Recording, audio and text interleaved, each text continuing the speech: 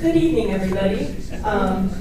Welcome to Historic Presentation Night. My name is Molly. I am the Membership and Guest Services Coordinator here at the museum, and I'm in charge of facilitating these events every month. We'll just go get started right away. If you need to exit at any point, just head through the back door. Make sure your phone's on silent. Hold questions till the end, the usual stuff. But our speaker tonight is Roger Rosentreter, a professor at Michigan State University and author of several books, including Many a Hand, Michigan in the Civil War, published just last month.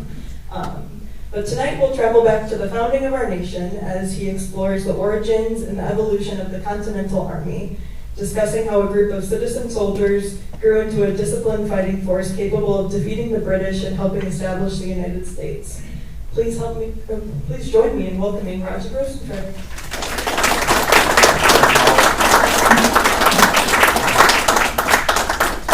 Well, good evening. Oh, I got to turn this on. Worked so hard. Green light. All right. Can you hear me? There you go. Yeah. Can you hear me? All right, loud and clear. All right. Well, welcome. I appreciate being here. First time I've been here, actually. And I'm learning a whole lot of stuff. I teach a U.S. military history class at MSU as well, so I can add a little bit to that, certainly. So it's kind of scary, though you're a veteran group, to let a historian talk after dinner. So I'll do my best to keep you awake, right? So after the clash at Concord Bridge in April of 1775, thousands of New Englanders respond hoping to fire a few shots at that rebel or that red, yeah, I teach a Civil War class too, at the Redcoat Army that was ultimately making its way back to Boston. These men were really a constabulary, maybe a militia, but certainly not an army. 2 months later, this New England army dug defensive positions literally overnight on a 62-foot high hill overlooking British-held Boston. That was Breed's Hill, as you probably know, even though the fight was called Bunker Hill. And the Redcoats, embarrassed at that earlier retreat from Concord Bridge, sought revenge. The opportunity came on June 17th at the Battle of Bunker Hill. The Americans stood firm that day, inflicting enormous casualties on the Redcoats, marching, those Redcoats marched courageously, as you can see in the painting here, albeit somewhat foolishly, into blazing Patriot muskets. After firing three rounds and running out of ammunition, the Patriots fled. So the British won, 42% casualties. Now, as the General Howe said, quote, "The success is too dearly bought." Well, the legacy of all of this is, first of all, it makes the British very nervous about such attacks in the future, but more importantly, Concord Bridge and Bunker Hill gave birth to what was described as a schoolboy myth that the American Revolution was won by hardy farmers, the militia, defeating the professional redcoats and Hessians. The reality is that the colonial militia will play a role winning the American Revolution, but defeating the British and their German mercenaries requires a professionally trained force that's known as the Continental Army. Equally important, as historians point out, the 13 colonies lacked a central spot like a London or a Paris that, if captured by the British, might have forced the Patriots to surrender. The closest thing we had was the Continental Army. Now, as the Patriots and Redcoats clashed outside of Boston in June, eyes turned to Philadelphia, where the Continental Congress wrestled with a proposal from a Massachusetts delegate, John Adams, to convert the New England Army of Observation, as it was called, into a more formal army. Now, the irony of all this is that certainly one of the reasons the Americans have decided to rebel is because of the fact that King George has kept a standing army of maybe as many as 10,000 redcoats in the colonies. Again, the idea of an army, a formal army, the Continental Army, really wasn't a June 1775 phenomenon. It actually had started a couple years earlier, following things like the Boston Tea Party, where there was a step up on the part of various colonies, not just Massachusetts, so they took the lead to increase their militia training, to remove militia officers that might have been a little too loyal to the crown, and to import arms and ammunition, which is where those British troops were going that day when they ended up at Concord, to seize those weapons that they knew were there. Again, this army, this New England Army, it's going to be organized, which included Rhode Island, Connecticut, New Hampshire, Massachusetts, needed a commander, right? So, an army commander that needed to unify the colonial front to improve the odds of success. So this couldn't just be a New Englander. Adams proposed a Virginia delegate to be the Army's commander. The Congress unanimously selected George Washington. Why George? Well, he had military experience that stretched back to the early days of the French and Indian War. He led a command when he was 21 years old to what was current, to future Pittsburgh, if you will. Maybe more important, he was a Virginian. Colonial unity was really essential for the success. And then he was the tallest guy in the room, pushing 6'2", if not a little bit taller, at a time when the average man was maybe in the neighborhood of 5'7", 5'8". Did George Washington want the job? Oh yeah, he wanted the job. He showed up in uniform before they took the vote. Who's the guy? Who's the tall guy in the uniform back there? He was the only guy in the room in uniform. He was ambitious, but he wanted to conceal that ambition. As his biographer noted, the new commander, quote, was composed, indefatigable, and able to learn from his mistakes. He was convinced that he was on the side of destiny, or in more arrogant moments, sure that destiny was on his side. He could not be bribed, corrupted, or compromised. He also understood that the Continental Army must remain subordinate to the Continental Congress, even if the Continental Congress failed time and time again to provide the necessary resources to make life a little bit easier for the Continental Army. George Washington left Philadelphia a week later for Boston. His challenge was to turn those militiamen gathered around Boston, again largely from those northern 5 counties or colonies, into a unified army. It's not going to be easy. He found an undisciplined mob in Boston confirming his distrust of the militia. So unreliable, he claimed, quote, they would fly from their own shadows, unquote. It's pretty harsh, actually, probably a little too harsh. Militia officers were elected by rank and file. That wasn't surprising. And that could have been regardless of their military level or their experience. Camps were laid out without regard to sanitation, latrines too close to fresh water sources. Men never understand that. Fighting, gambling, drunkenness was way too prevalent among the men. Officers were either unable or unwilling to stop it. And then there were shooting contests. Maybe that's a male thing, right? Well, that's fine, but when you don't have a lot of ammunition or gunpowder, maybe you don't do that. There were interstate rivalries. And on top of all of that, George Washington had to create a staff. He had to create the administrative components that were important for an army. Medical care, quartermaster, the list goes on. He based it on the British model.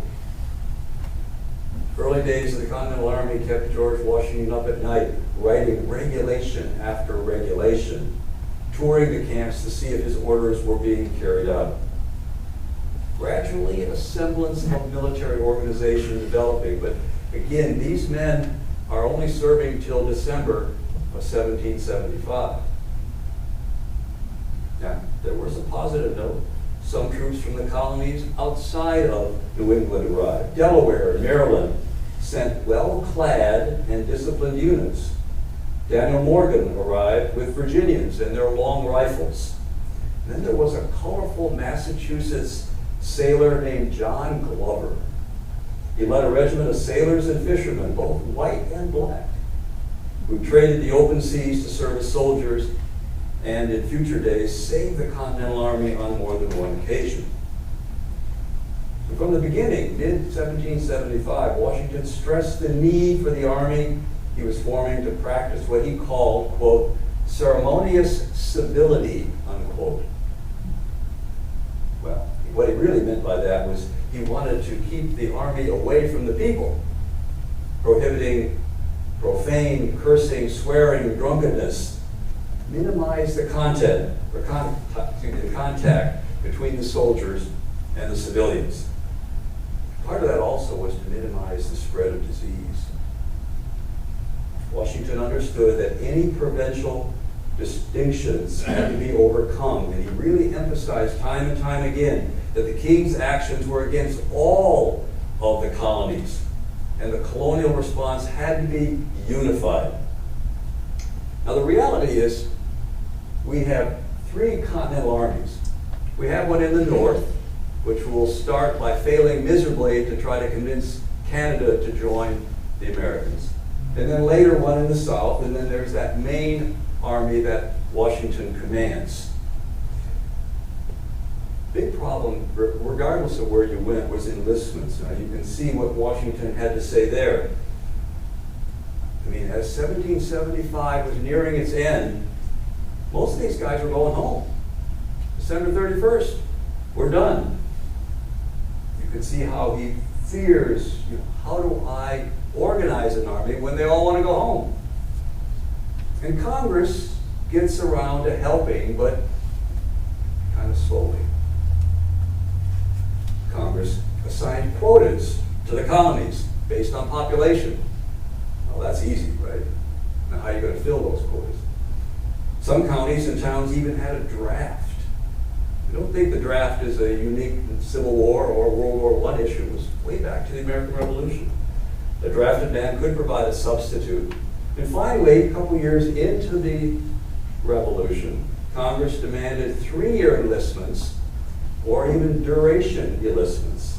And they provided financial, they tried to sweeten the pot by saying, we'll give you a few dollars at the end if you survive the end of 3 years, or we'll give you 100 acres. Everybody, there's lots of land, there's no question. Sometimes those financial bounties led to competition. The richer colonies going ahead to try to steal enlistees, as it were. And that doesn't even talk about re-enlistment. I mean, that's a whole nother issue. So you look at the Continental soldier, carried about 45 pounds of gear. His rifle was a single-shot, smooth-bore musket, maximum range 80 yards, probably more like 50. Haversack, bayonet, maybe. Tin cup, bowl, spoon, cartridge box, canteen. Maybe if he was lucky, an extra blanket or a shirt. His average age is 22 years. And as the war drags on, the soldier has less and less economic power. I mean, again, the point being is that the people who are, the enlisted men of the Continental Army are kind of the dregs of society. Not, I think that's a harsh term, but we're kind of there. The Continental Army was also colorblind and racially integrated right from the beginning. Now, George Washington started it by saying, no, free blacks could not serve in the Continental Army. He changed his mind within a month after issuing that decree. Now, part of the reason had to do with, in Virginia, the colonial government, the royal governor, went ahead and said we were going to take slaves. The slaves wanted to run away from their masters. They could join the British effort and be free. Also, there were African Americans who had served already. There was a wounded African American in Lexington among the militia. And they argued, hey, we were involved from the beginning. Why take it away now? And this is, as you can see, the first Rhode Island regiment, largely composed of African Americans, free and slave. Again, there's slavery in the north as well as in the south. And as one historian writes, quote, there is no record of a popular outcry against the black presence, no record of fights or interdisciplinary problems caused by racial integration. The common white New England soldier seems to have accepted blacks. If there was any objection, it didn't come from the rank and file, but maybe from some of the higher levels of policymakers or politicians. Again, at first Rhode Island included slaves from New England colonies, as well as free blacks. And they were paid the same, provisioned the same. The Colonial Army was about 4% African American. Now, lots of supply problems in the Continental Army. That was the norm. Soldiers cooked their one daily meal around mid-afternoon, leftover food consumed as needed. Meat and bread, lots of meat and bread. Then there was something called fire cakes. Kind of think of pancakes in a strange way. First you had to heat a rock. Then you mixed your flour with water. You added a little bit of meat. Then you poured the mixture on the heated rock. Then I doubt you got your spatula out because you didn't have one, but then you flipped it. Continental Army or Continental soldier also received 2 ounces of spirits daily. Well, not to get buzzed, but to kill the vermin floating in the canteen. Sanitation is always a problem, right? For every soldier, this is scary. For every soldier killed in combat, 9 died of disease. Wow. 9. And those diseases worsened because the soldiers practiced bad sanitation. This one's mind-boggling, smallpox. Smallpox killed 100,000 Americans during the Revolution. That's out of a population of 3 million. And if my math is any good, and it's never my strength, that would mean today 12 million Americans would die.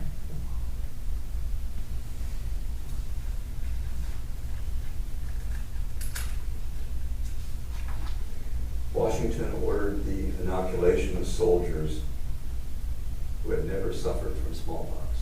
He had, and this was done during the winter months when the armies did not campaign usually. Again, you would induce a small case of smallpox, and the soldier would naturally be ill, but most survived. Done secretly to ensure that the British did not move against the weakened American army. How important was this? Washington's biographer says, quote, smallpox inoculation was the most important strategic decision of his military career. The most important. Put Yorktown and all the others aside. Well, spring of 1776, Boston is free. The British are out. A great victory. The Continental Army has won a victory without firing a shot. London authorities were shocked. Now, this virtual surrender, though, created, according to one historian, 2 seductive illusions. One, that the conflict would be short, because the British had, turned and run. And secondly, once again, the militia made better soldiers than trained professionals. We're not training our soldiers yet. That's coming. In 1776, Congress issues the Declaration of Independence, and then everything begins to fall apart. That effort to try to encourage the Canadians to join on our side failed miserably, partly as December 1775 was coming to an end in a snowstorm because the enlistments were going to end on the January 1st, so they attacked prematurely and were badly beaten. They stayed up there, so that Northern Army that was in Canada really fails miserably and kind of turns tail and heads back down in the spring of 1776. Bigger problem was this. The British and their Hessian allies arrived in New York City in overwhelming force. 130 ships, a forest of masts, according to one American observer. 30,000 men. 5 times the number of redcoats in Boston. Now, all of this led to a disaster because we lose New York City. So while we're issuing the Declaration of Independence, Washington is losing the battle in New York City. Saving aspects of the Army, thanks to people like John Glover and his seamen who were able to put their rifles aside and grab oars and get across some of those rivers in New York City. But the disaster, I mean, all kinds of issues here. You know, again, at one point, cursing violently George Washington on the battlefield, "Are these men with which I am to defend America?" as they were running. Washington's leadership called into question. Hey, you kicked the British out of Boston without firing a shot. Now when you get to fire shots, you're running, turning tail. Washington failed at New York, on Long Island.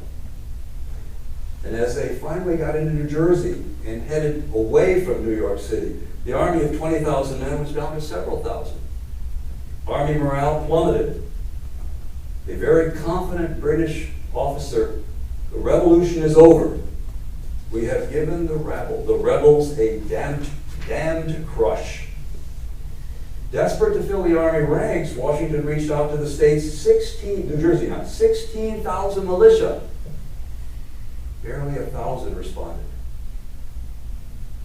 Even as the Continental Army fled across New Jersey, thousands of residents sought the British pardon that they would remain, quote, "peacefully obedient to the crown," unquote. Early December, Washington wrote, "I think the game is pretty near up." Now, one of the aspects that just really turned a lot of Americans off were the Hessians. How could King George do this? It's bad enough we got to deal with the redcoats, and we really wanted, a lot of Americans wanted to remain British, have a relationship of some type, but the Hessians. Well, then that miracle at Trenton. By the way, he didn't stand up. They always have these people stand up. Father Marquette, I do Michigan history. Father Marquette standing up on a canoe. You don't stand up, right? Washington didn't stand up. Matter of fact, this is the misnomer. Have you ever seen any of these Durham boats? They actually are really deep. So most of these guys would actually be down in the boat itself. But it's a great painting, nevertheless, right? One frontline British general declared, quote, "I hardly believe that Washington would venture out this winter." You didn't campaign in the winter. But Washington focused on that Hessian battalion stationed at Trenton. Terrible weather, rain, sleet, snow, enlistments expiring again. They crossed the unfrozen Delaware River. In the dark, dodging ice floes, that's fairly accurate. The Hessian commander, he said he could maintain peace in Trenton, quote, "with a corporal's guard," unquote. Well, the Americans surprised the Germans, won a victory that left the British embarrassed. Not an American died in Trenton, not one. And then after they demolished that Hessian battalion, they scurried back, and a few days later, they came back again. This time, down the road a piece in Princeton. This time they took on British regulars. And they destroyed the notion of British invincibility all of a sudden. At the same time, the British make another mistake by abusing the New Jersey citizenry, even the loyalists. Suddenly the local militia starts coming out now. They play an important role in ambushing British patrols. How important was the Trenton campaign? You got to include Princeton and all that. Great point here. Lord Cornwallis, when he surrenders at Yorktown 5 years later, he offered a toast to George Washington saying that when the history books were written, the American general would gain his greatest laurels for his success at Trenton.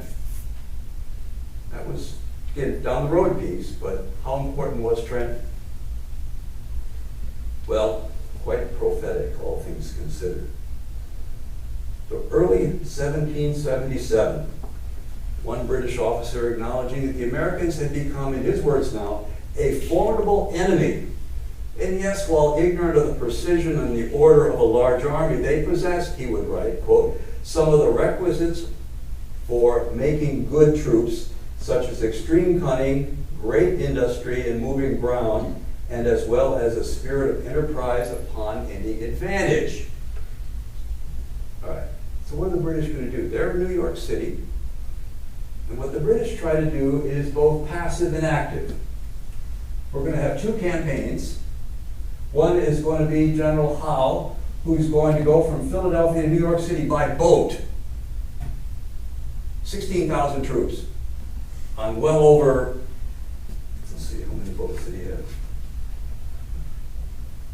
276 ships. It took them a month to go from New York City to Philadelphia.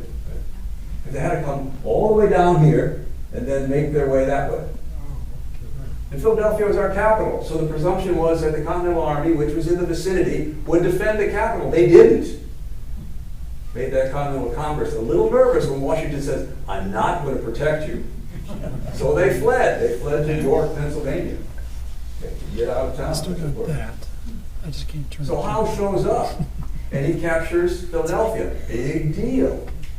In the meantime, up to the north, you've got another British general, Burgoyne, who has decided to be coming down. First of all, they captured Fort Ticonderoga.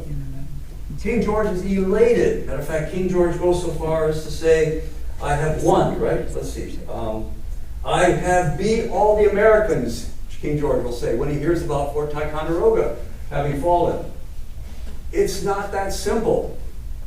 Well, in the meantime, in the fall, finally, we get around to campaigning. Howe has still got Philadelphia and having a good time. In fact, I think part of it was that he met the wife of some woman, the wife of some couple, I should say, and he was enjoying her company. It's a whole other story, but maybe not for a mixed audience. All right, it's a young audience. But anyway, you get some battles here. Now, George Washington's strategy was called Fabian. Stay out of the fight. He wanted so desperately to lock horns with the British. And he's going to do that at Brandywine and in Germantown. And they're both British victories. And the Americans will suffer twice as many casualties as the British do.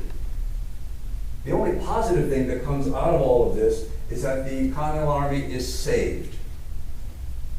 Germantown was way too complicated as a result, trying to do too many different things. So as a result, it isn't, it's clearly a setback. But once again, if you look at this roller coaster sometimes, and here it's one of the negative moments, right, after the success at Trenton and Princeton. Well, getting back to the north, you've got General Burgoyne. He's a gambler. And he's marching down from Canada. The hope here is to cut off New England. Not to heck with New England. Maybe we can save the middle colonies. Maybe we can save the southern colonies. We'll give up New England. From the eyes of the British, Fort Ticonderoga was at Gibraltar. The problem was things got a whole lot worse. He was in upstate New York, in a wilderness area, with a 7,000-man army making 1 mile a day. Whoa, that'll get you somewhere, right? And then he was caught up with the Northern Continental Army. George Washington wasn't there, and he will suffer for going down a humiliating defeat. The hero of the Battle of Saratoga was Benedict Arnold. That Benedict Arnold. Sensitive, governed by impulse rather than principle, romantic, too proud, battlefield brave. He'd gone to war in the French and Indian War at the age of 15. Served in the disastrous Canadian campaign. Had really been involved a year earlier on Lake Champlain, where he built a navy, really, and thwarted an English effort coming down Lake Champlain. But accused of malfeasance, exonerated. But he will star at the battlefield in Saratoga, severely wounded. For Benedict Arnold's sake, he should have died on that field. he died on that field, he would have been a great American hero. 250 years later, we're still talking about it, but not in the right way, right? Well, Saratoga is so important, and again, he gets credit, not the general of the army, Gates. Gates was not the person, but Arnold was the guy. The French finally say, all right, we're on your side now. French will openly side with the Americans in yet another one of those colonial wars, which had been dragged on all those many years in the 18th century. This was just the next one. I mean, the French had been helping us, but now they said, okay, we're really on your side. We're not just going to give you a few dollars and a few weapons secretly. We're going to show up with a navy and an army, et cetera, et cetera. And if there's one overriding fact, without the French, we don't win. As much as I want to say the Continental Army, that's my last line.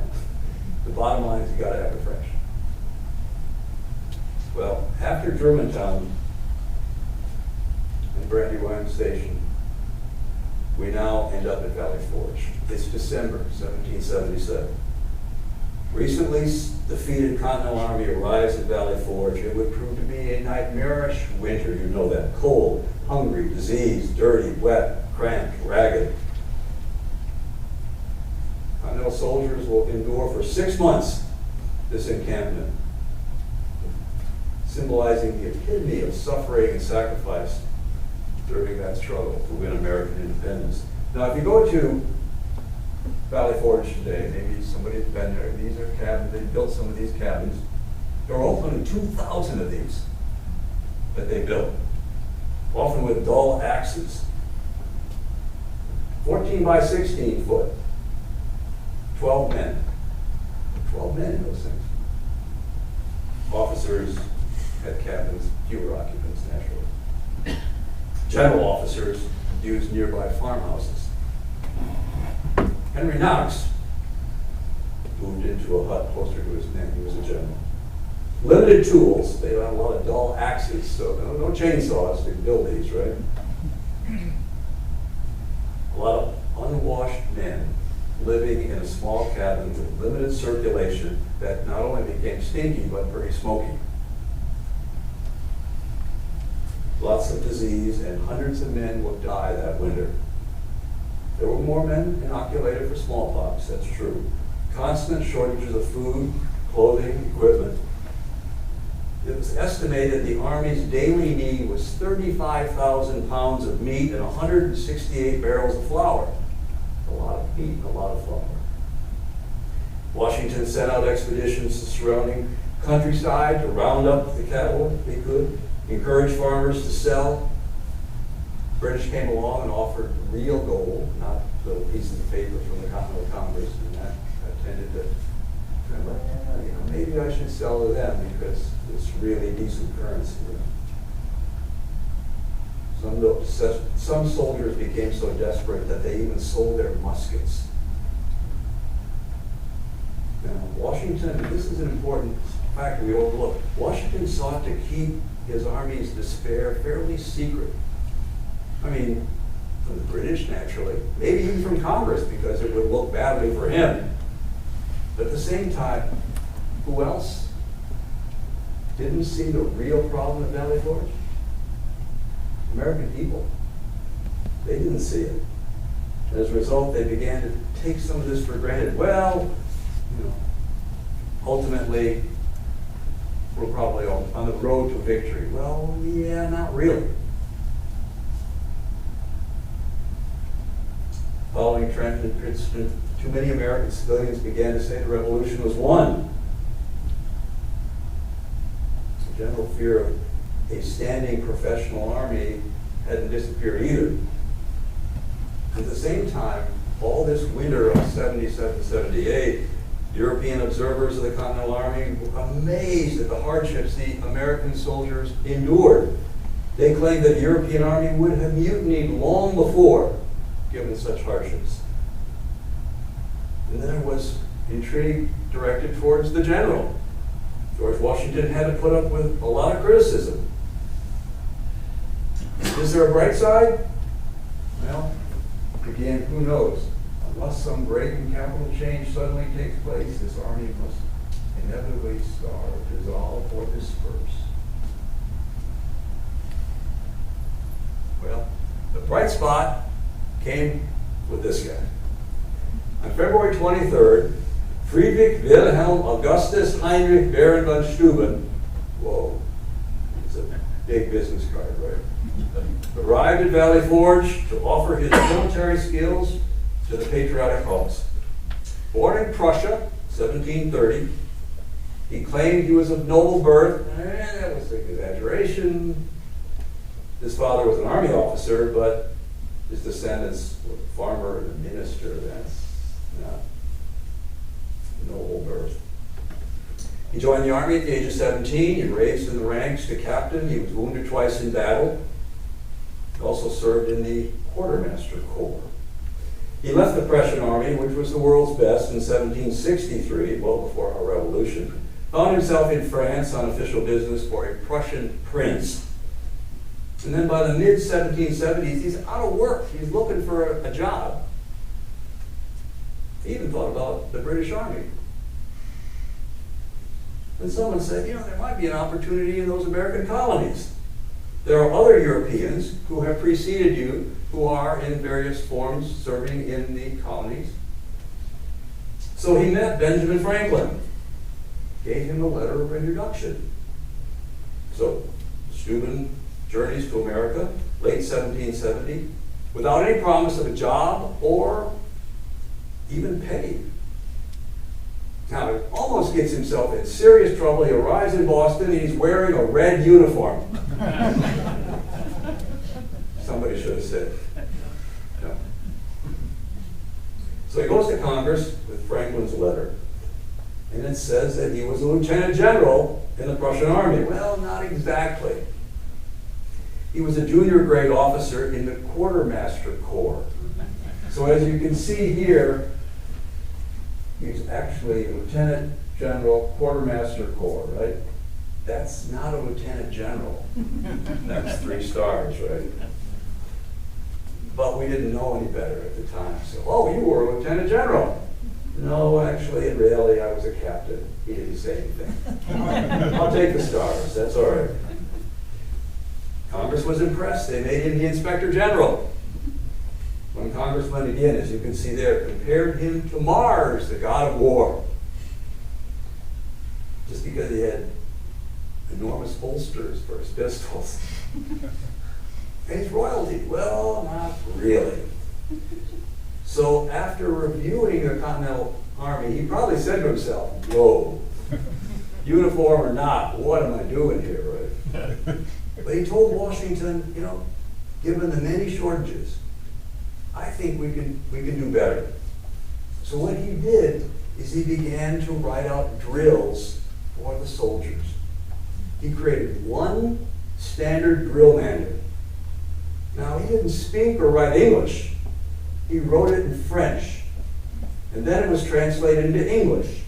And then Alexander Hamilton wrote it in military style. This was all done every day during the course of that winter.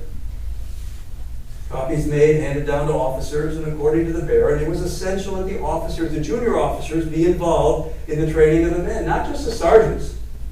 That's the way it had been before. The miserable British sergeant system, he said. Officers, the junior officers need to be closer to their men. That will improve respect and obedience. So each night he would write, staying ahead of the soldiers, whatever the next day's drill was, right? Simple and uniform. The Baron said, in European armies, the soldier was told, do this, and he did it. But in the Continental Army, he said, you had to tell a soldier why he had to do something before he did it. And the Americans were quick to learn, and they wanted to learn. So he used a 100-man company of men from various states, which became the nucleus for this training program. He worked closely. He's a general. He's working closely with these men. They appreciated that. They appreciated the fact that he would swear in several different languages. He spoke of the need for officers to use kindness and humanity to gain the love of their men. Not informality and familiarity, but rather diligence. And the Baron warned against harshness and ill treatment. You know, that's an important consideration. In the British Army, an officer could beat, hit, whatever, an enlisted man. No. Baron von Steuben said, no, watch out. You don't want to do that. On one occasion, when inspecting a company, he was annoyed with a soldier's dirty weapon. Did he give the soldier a hard time? No. He called the officer to task for the soldier's failure, saying, Captain, there is no discipline on your company. When a soldier in the rear rank sat down, the Baron said, Captain, you need to make chairs for your men and make a big one for yourself. You have no discipline in your company. He boosted morale when inspecting a company. Each man presented himself with his intended term of service. When a man said, for the war, the Baron bowed, raised his hat, and said, you are a gentleman, and I am glad to make your acquaintance. What do you think that did for morale?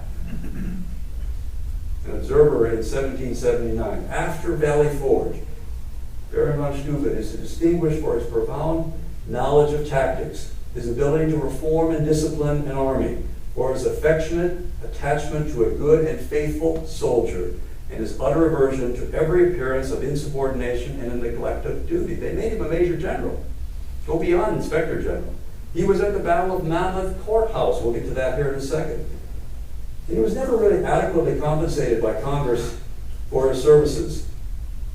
But never forget what he did in organizing, training, and preparing the Continental Army.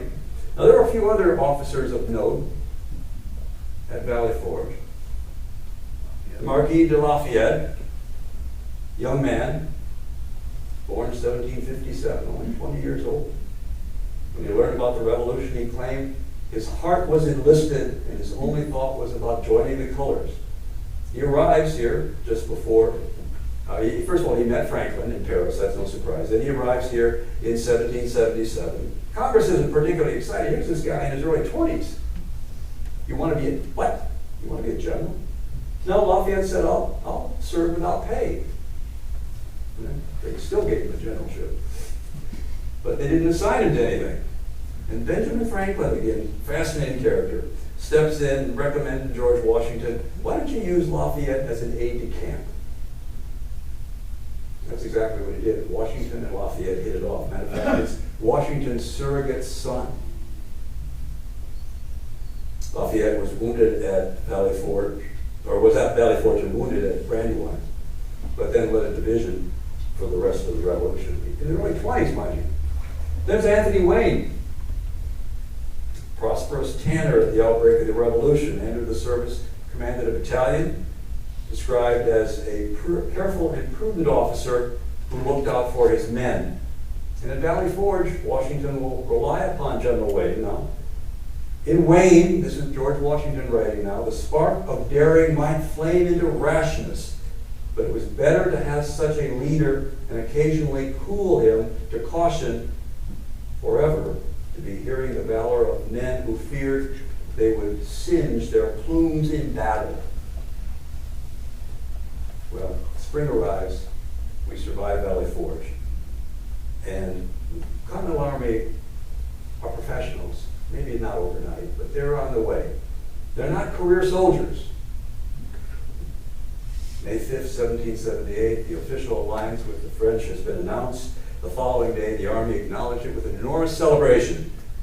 Troops were arranged in brigades, and according to one observer, cleanliness of their dress and brilliancy and good order of their arms.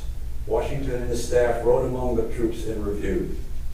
Troops wheeled into position, and according to one observer, the line was formed with admirable rapidity and precision. The martial appearance of the troops gave sensible pleasure to everyone present. There were lots of huzzahs. That's how you did it then, huzzahs. Long live General Washington. The officers started, the enlisted men picked it up. The general gave his own huzzahs for the army he truly loved. Well, there were women at Valley Forge. The role of women, as I've done in my teaching years, often gets forgotten, right? I love this quote from Abigail Adams. Again, I desire you would remember the ladies and be more generous and favorable to them than your ancestors. Remember, all men would be tyrants if they could. There's an HBO program that's been out a long time ago. I don't know if they'll resurface in the anniversary of the 250, but it's really well done about the Addams family. Well, the often overlooked women's contributions started well before the clash at Concord Bridge. A decade earlier, colonial women started boycotting British-made goods in protest of imperial policies like the Stamp Act. Colonial women began to spin to make cloth for their own clothes. And when the fighting started, one woman boasted about carding wool because she felt nationally. A New York teenager noted that while women could not die, quote, as heroines at the head of an army, American women were a fighting army of Amazons armed with spinning wheels. Now, there were women in the army camp as well, mostly wives, often with children in tow. They received rations, only half what the men got. Some women served as nurses, laundresses, cooks. As one woman wrote, quote, it would not do for the men to fight and starve too. Martha Washington spent winters with the general. And then there was Katie Green. Now, Katie was 12 years younger than her husband, General Nathaniel Green. And she was at the winters when they weren't campaigning. She went to spend time with them. She got pregnant every time. There were 5 children as a result of that. But her presence at Valley Forge was really important because Green had been made, he took on this job as quartermaster, probably a dubious, and General Washington, I need you to do this. Well, I don't really want to, but I will. But she was there, and she played an important role as well. At Valley Forge, the ratio was about 40 soldiers to 1 woman. So again, there were about 400 some women that were there. Now, it wasn't always easy. Matter of fact, you can see what General Washington said. Many women were a burden, right? They were a clog or a choke, is what that means, upon the Army's movement. He wrote orders regarding women in camp. Matter of fact, one said, women cannot ride in the wagons. Soldiers ignored that. Okay. In the fall of 1775, one observer noted that too many soldiers were falling ill with dysentery because at home, women made them wash their face and hands, which they weren't doing in the Army camps. Again, he theorizing, quote, these men neglected the means of health, have grown filthy, and poisoned their constitution by nastiness. There were a few women in the ranks. Again, the facts are a little hard to figure, but there was Molly Pitcher. The record, again, like I say, hazy, but she may have fought at the Battle of Monmouth, taking over the duties of her soldier husband when he fell wounded. She is credited with helping load and fire a cannon and bringing water to the thirsty soldiers. And speaking of Monmouth, that was the battle right after Valley Forge. And again, this was a time, once again, where Washington decided to go toe-to-toe with the British Army. Continentals were able to show off what they learned against the Redcoats. This would be the last major battle in the northern colonies. And yet, we're still 3 years plus away from Yorktown. Now, as I say, the war is going to drag on for 3 more years. And there's still plenty of problems. The winter after Valley Forge was actually colder and worse than Valley Forge. There were mutinies. Every once in a while, Washington responded with force and actually executed soldiers who had led those mutinies. Congress struggled, constantly struggled. Desertion was always a problem. And then the war is going to shift to the south. British thought, maybe we can keep the Carolinas in Georgia, maybe Virginia. We're going to give up on New England, heck with them. And the fighting went bad for the Americans initially. And then this is a great quote. Nathaniel Greene was sent. Washington didn't want to give him up, but he said, all right, I'm going to send you south. You're going to command the Continental Army in the south. And then there was the American victory at Cowpens. Again, a battle where the militia played a role. Fire 2 shots and run. And that's what they did. They fired 2 shots. They were in the center of the line. They fired 2, ran, and the British were, we got it. We got him. We got him on the run. They ran into an ambush. Okay. Cornwallis is in the Carolinas. Then he decides, I'm going to turn my forces into Virginia. It'll be better. Well, that started them down the road to Yorktown. So the war shifts to the York Peninsula when the British really botched their southern campaign. And again, Nathaniel Greene gets a lot of credit. He was the guy that would have taken over. If Washington had gone down, he said, this is the man I want to command the Continental Army. By the way, he was a Quaker. It's October 14th, 1781. For several weeks, the combined American and French forces under the command of General Washington have besieged the British army under Cornwallis. Okay. So again, great success here.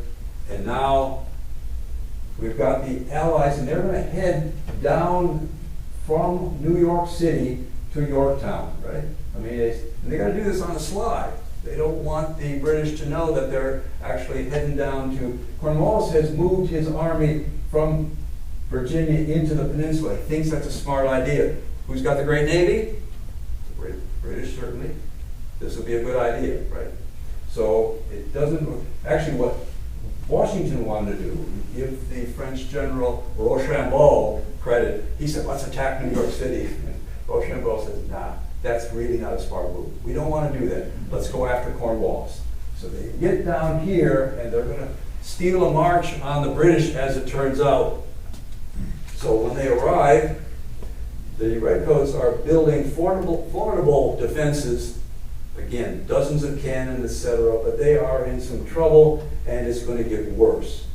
They're going to be outnumbered 2-1. Their reinforcements are not on the horizon.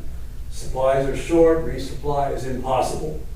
That unbeatable British Navy has just been beaten in the Battle of the Capes, which was in Chesapeake Bay. The French Navy shows up, everything just works really smooth for the French Navy in that particular point.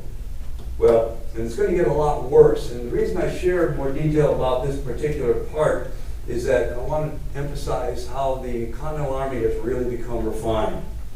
So the American and French sappers, engineers as they were. So again, just to give you an idea, here's where the British are. Here's where the Battle of the Capes was fought, right? And the British Navy has been defeated. And the French Navy is actually going to leave, but they are there. And that's going to keep the British from being able to send any reinforcements. Even if they thought about it, General Clinton was up in New York City, not really on top of things, as it turns out, or eventually too late, as it were. But again, you've got the British here thinking this is a smart place to be. And the Battle of the Capes, right? Notice, pretty substantial defeat for the British Navy, at least in 400 some years. All right, so here we are. Readouts 9 and 10. So the way this is played out is the sappers, the engineers as they were, have been digging a trench called a parallel around the British defenses. So again, they are building these parallels, right? And the goal here is to keep getting closer and closer to Cornwallis's troops and to be able to also bring your artillery closer and closer. They've got a fair number of guns at that point. And they are in the midst of a thunderous barrage, maybe 100 cannon, hammering away 24/7, delivering, for example, upwards of 3,600 rounds into Yorktown every 24 hours. So, yeah, right? There was nowhere to hide if you were part of the Cornwallis's Redcoats behind those defenses at Yorktown. According to one historian, quote, it was a scene of horror, thick with dust and rubble and the mangled bodies of men and horses. So, more digging for a second parallel brought the guns 150 yards away. Football field and a half, right? And then blocking the way would be these redoubts 9 and 10. They needed to be captured. So 2 400-man commands, one American, one French, were chosen for the mission. The French drew the short straw. They got the one with the most redcoats and Hessians. That was number 9. The Americans outnumbered the British in redoubt number 10, 10-1. The American force, white and black Continental veterans, were led by Alexander Hamilton, right? So again, you've got, one thing I should have mentioned before I did, let me go back here, because George Washington plays an important role here in all this, because when the bombardment starts, he actually initiates it. He shows up and fires the first cannon, okay? And then when they start digging the parallels, all of a sudden this really tall guy shows up with a pick. George Washington strikes at one, leaves. I've done my job, right? But I mean, Washington is involved in these efforts to try to begin to keep squeezing Cornwallis, as it were, right? Well, here is redoubt 9 and 10, and then begin the attack that's going to take place. It's at night, naturally, and the weapons are not loaded, right? It's supposed to be secretive. We're trying to catch these guys without imagining that, expecting us to suddenly show up, right? They have to get past the abattis, and this is the type of defensive position that would have been, right? So the first guys, the first sappers, as it were, engineers as they were called, they've got axes, that's all they got. And their job is to just cut a hole so that the rest of the guys can kind of flood through. You're supposed to do this quietly, by the way, so the other side doesn't know what you're doing, right? Well, the firing starts, certainly. The Americans, again, according to one observer, let loose a blood-curdling yell and charged into the redoubt, as it were. Again, the fight quickly evolves into a hand-to-hand brawl with the Americans thrusting bayonets, swinging their muskets as clubs, slugging with fists. 10 minutes, it was over. Americans only suffered about 10% casualties. The French suffered a little bit more casualties, a few more casualties, as it were. But it's one of those things where here was the attack, and with the two redoubts in Allied hands, the second parallel was finished, as were the British. Everyone from General Cornwallis to the lowest private, quote, saw their unhappy destiny with crystal clarity, according to one historian. The Continental Army has come a long way since that skirmish, Continental, the Concord Bridge or Boston. A few days later, after the redoubts fell, it's time for Cornwallis to surrender. It's a bright and sunny, gorgeous autumn day. Trees are beginning to show their autumn colors, and Cornwallis vanquished redcoats and Hessians shuffled through a human corridor with French soldiers in their dress white uniforms on one side, and the Continentals, not looking quite as sharp on the other side. In fact, many of those Continentals didn't even have shoes. Cornwallis sent his second in command, as you may know, because he was sick, couldn't show up. But it was a 40-year-old brigadier general by the name of O'Hara, lifetime soldier who only months earlier had enjoyed enormous success fighting in the Carolinas where he was wounded. He had the day's humiliating duty to surrender. He walked up to present his sword to General Rochambeau. I won't present it to Washington, I'll present it to Rochambeau. Rochambeau is opposed to Washington. All right? So he walks to Washington. Washington said, no, give it to him. Well, the him was General Benjamin Lincoln, who the British had humiliated in the surrender of Charleston, South Carolina, months earlier. The distasteful duty completed, O'Hara rode off with tears in his eyes. And then the redcoats came forward and laid down their weapons. Total surrender about 8,000 Hessians and British, as it turns out. That evening, after the victors hosted a somber party for the defeated officers. Right? Let's all get together and, have dinner. A clearly weary George Washington composed a humbling note to the Continental Congress that, quote, the reduction of the British Army is most happily effected. The next day, Washington congratulated the Continental Army on this glorious event that brought great joy to us all. The Continental Army stayed composed for the next year. and then they disbanded it. And the U.S. Army was relegated to less than a 1,000-man regiment. That was it. It was, Congress soon realized that the nation needed an army. That's another story for another occasion. I like David McCullough to finish this up. Again, nobody could be more respected than the work he did. But again, what he needs to add in asterisk is with the French. Because again, you gotta have the French. Now, one of the things I did is I made a handout. Molly's gonna give it to you on your, which kind of reminds, hopefully, of a few of the things we've covered here. So, I'm done. If you have any questions, I'll try. A question and a request. Okay.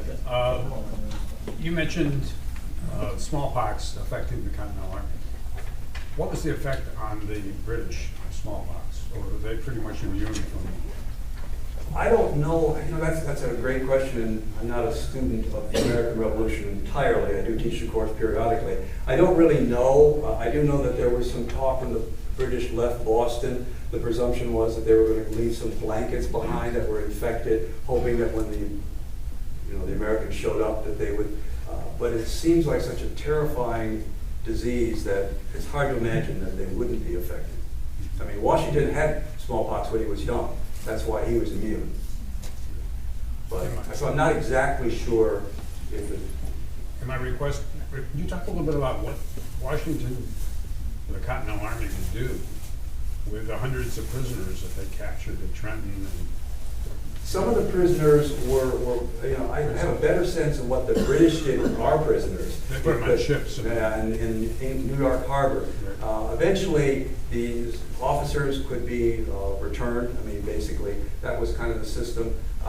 As far as the other soldiers in particular, again, we didn't have prison camps in the traditional sense that we have during the Civil War, where I'm much more familiar with. Were there prisoner exchanges? There could have been exchanges because that would have made a lot of sense. But again, those prison boats, which you might not be familiar with in New York Harbor, I mean, what a horrific experience and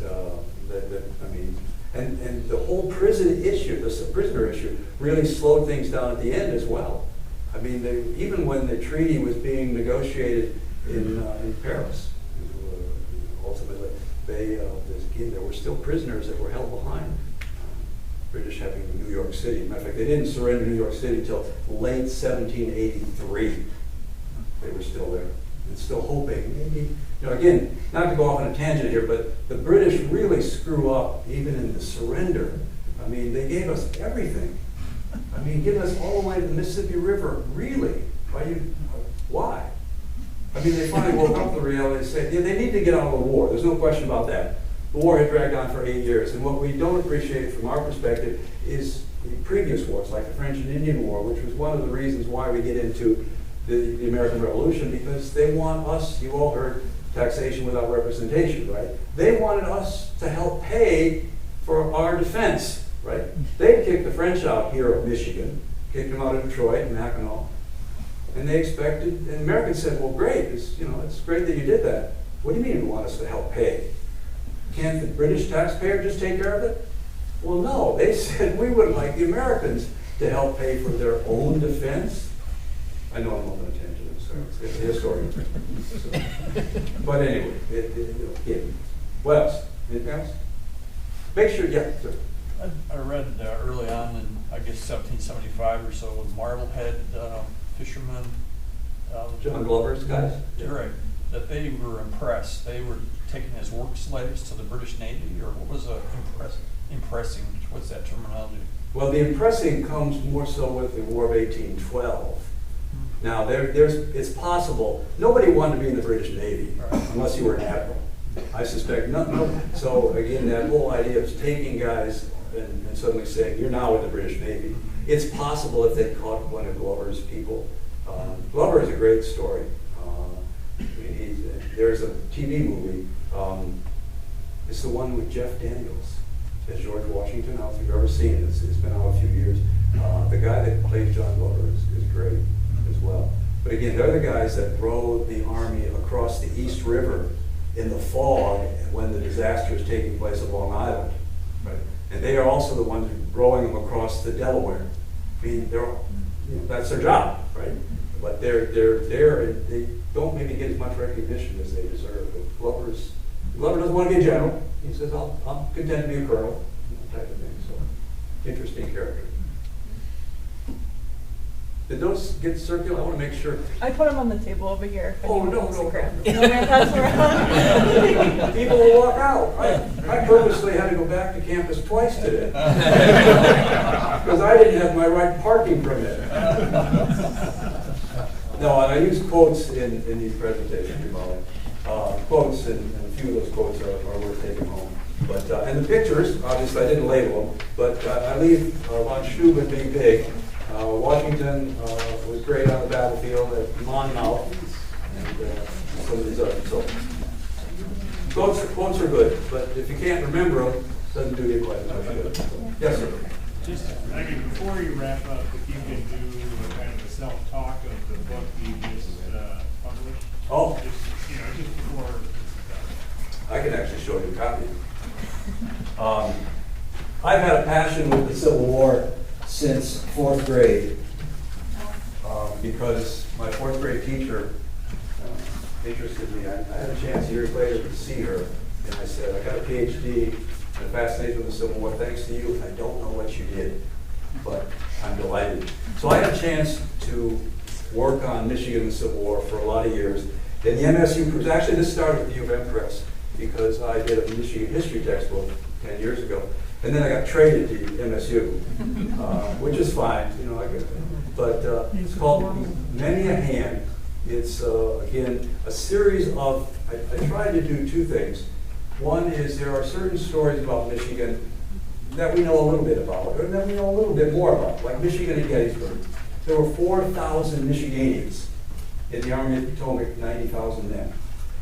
By the end of the 3 days, since it was the middle of early July now, at the end of those 3 days, about 25% were casualties.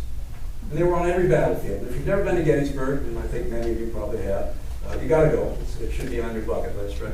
Or in your bucket list, whatever. But there are other stories that we don't know a lot about. For example, there was a provost marshal in Nashville, Tennessee, occupied by the Yankees, late in the war, who had a prostitution problem. Too darn many prostitutes. So what did he do? Well, first of all, he tried to get rid of the prostitutes and send them north. That didn't work. He had to bring them back to Nashville. Then he decided, okay, I'm going to legalize it.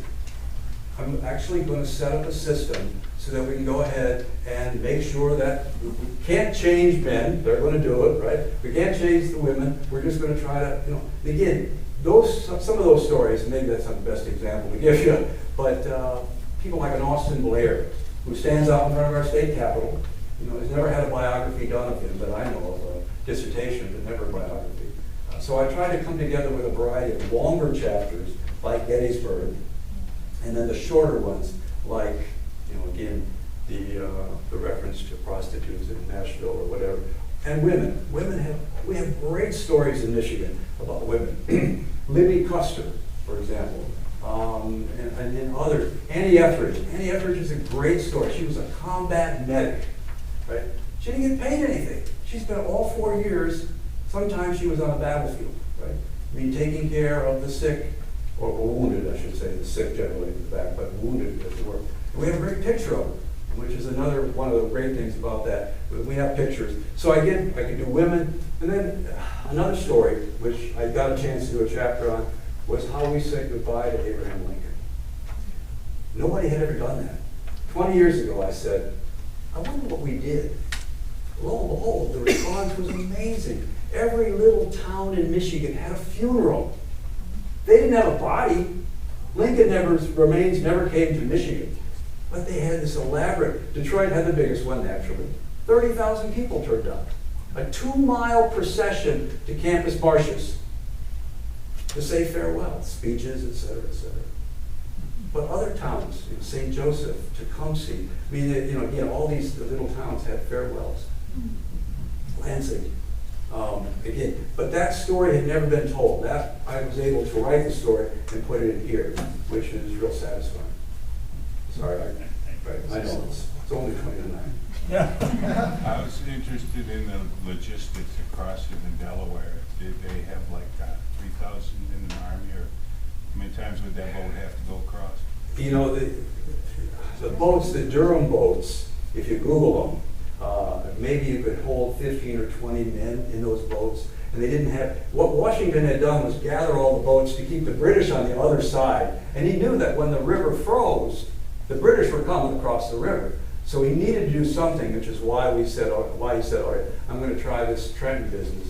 But the boats had to be, I've been there to that side. Have you ever been by chance to Washington crossing? Okay. It's not too substantial, but they have a Durham boat there, a couple Durham boats. And they were behind schedule for sure. How big was the Army? You know, if the Army was a couple thousand men, I would be surprised. I don't think any larger than that. They were really at the rock bottom with the number of men that were left behind that hadn't deserted or been killed in Long Island, captured, etc. So again, and that Hessian battalion wasn't all that substantial, you know, a few hundred men for sure. But so he really outnumbered the bad guys. I've heard that Washington had common sense broadcast to men while they were crossing to give pep talk. I don't know about the pep talks, but I wouldn't be surprised if that was probably part of it. I mean, he was nervous for sure. This was a real gamble. I mean, given where they had been for the previous several months, incredibly despair. I mean, and that's why I think that's why I offered you the Cornwallis observation at 1783, which was, yeah, this really was a key turning point. But again, hopefully I've given you enough to appreciate the ups and downs of this. I mean, you just were never quite sure. And there were some pretty miraculous situations, even bringing Rochambeau and that army from the New York City, Newport, Rhode Island, which is where they all were, heading them down to Yorktown. And again, if Clinton had moved, the British make a lot of mistakes. That moved more quickly, who knows? Yes, sir. They still teach that Civil War class at State at the Nat Cycle? No, actually, I don't know if they teach it in that side. I've bounced around all over Yeah, campus. that's where I took it. Of course, that was way back. With Fred Williams? Yeah, Williams. Fred By the Williams, way, yeah. I think I don't remember his first. He flew a P-38. Yeah, and Fred Williams was. I'm sure he's not around anymore. No, he's not. He was. I got to eulogize him. He was my major professor when I did my dissertation. Yeah, so, he was a pretty good father. I thank him in my book. So, but, yeah, we bounce around. History, usually in Berkeley, which is where the shooting took place a few years ago, as you may know. But it was in the nurses' building. Are there any nurses out here? The nursing building. Wow. I mean, I'm just going. I've never seen more screens. Probably the only place I've seen more screens is at Costco. And then Berkeley, I get to pull down the screen, right? So I'm complaining, but in the business building, they have all, across the river, the Red Cedar, they actually name rooms after people, not just numbers. That's the business building, apparently. Just amazing. They have a squad of people that respond to tech problems.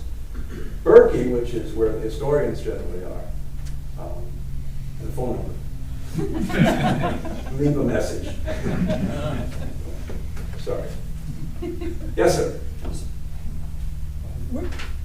Go ahead. Where did John Paul Jones play a role in what you talked about? Well, he didn't play much of a role in American waters, is my understanding, but he was scurrying about the world, creating, again, problems for the British. He was a bit of a scoundrel, I think, as well. But he was on our side, so he was one of our scoundrels, right?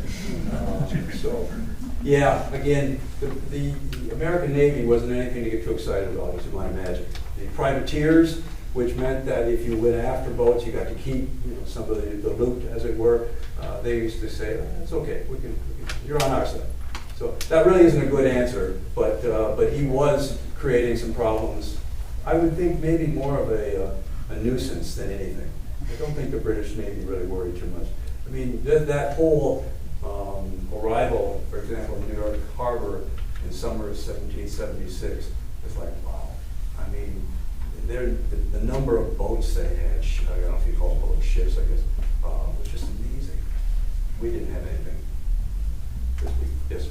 The summary of the Maryland 400, was that a miracle that they survived, or what was the Maryland 400? Wasn't that a great survival thing? Well, the Maryland 400 that I know of is a regiment of Maryland soldiers, right? Okay. I don't know, I know there's a book out there on there, but again, my interests are somewhat varied and I don't get around to, I only get to teach this course every few years, so. Okay. And I was motivated to do this actually because kudos to the folks up in Macomb County, I shouldn't normally say that, but the community college up there. They do some great stuff. I don't know if you ever have any reason, but they choose a topic, maybe once a year, maybe twice a year. I've been doing this now for a good 12, 15 years. And then they put in their Lorenzo Center an exhibit. They borrow artifacts. It's almost like a temporary museum exhibit. And then they bring in speakers. But I was motivated to do this because they did a 250 event. And I said, or do Michigan and the American Revolution as well. So I learned a lot, but it's the Macomb folks, give them a lot of credit. They do some great stuff up there. The pain in the butt to be Lansing to come over this. Do we know what the attrition rate was for prisoners on the British prison ships? Well, I don't know without looking what it would be, but about 25,000 Americans died in the American Revolution. The Continental Army, or soldiers is the number that they use. And the British Hessian losses are about comparable. But again, go back to that one statistic I gave you, which is one soldier dying on a battlefield for 9 dying of disease. And even the Civil War, I mean, 75% of the men who died in the Civil War died from disease. 75%. So we can talk all we want about the glory of the battlefield, but it's guys dying of disease. It was safe on the battlefield than any place else. That's a great point. It might be, so. You didn't want to be in a prison camp. Sure, just stop. If there's more questions, you can keep going. Yeah, I don't want you to feel compelled to. Can you hold up your book? Oh, many a hand. This is a great cover. I didn't take credit for it. I did have the image, but this is the 7th Michigan crossing a Rappahannock. Now, this is an artist rendering of it, but that was at the Battle of Fredericksburg, which, if you know anything about the Civil War, was a disaster for the Yankee Army. But these Michiganians were the guys that got plucked to say, cross the Rappahannock 400 feet and drive those rebel sharpshooters out of there. So, which they did. So, anyway. Well, thanks. I appreciate it.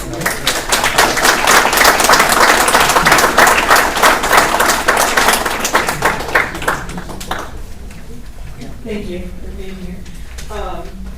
I unfortunately have a couple more announcements, so bear with me for a second. But first is the next historic presentation night will be Wednesday, August 5th, and that will be with Chris Cosley, who will be giving a presentation on the 1936 Second Army maneuvers, the largest U.S. military exercise since World War I. And he will explore specifically the Michigan phase of the groundbreaking exercises and how they helped shape the U.S. military's transformation in the years leading up to World War II. As always, there's flyers for those on the outside tables.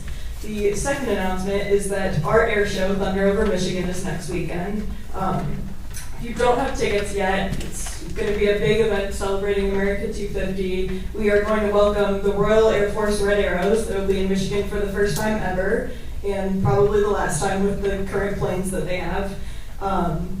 Along with that, there'll be the F-16 Viper demo team, Ospreys, and F-4 Phantom, the Jeff Gase's P-51 demo team, and other things. If you want to look more into that, you can see all the details and purchase tickets at thunderovermichigan.org. Museum members also receive 30% off drive-up tailgate tickets for the show. So if you do not have the discount code and want it, or you'd like to become a member to take advantage of that, you can see me after and I can get that for you. And then, as always, there's donation boxes near the exit.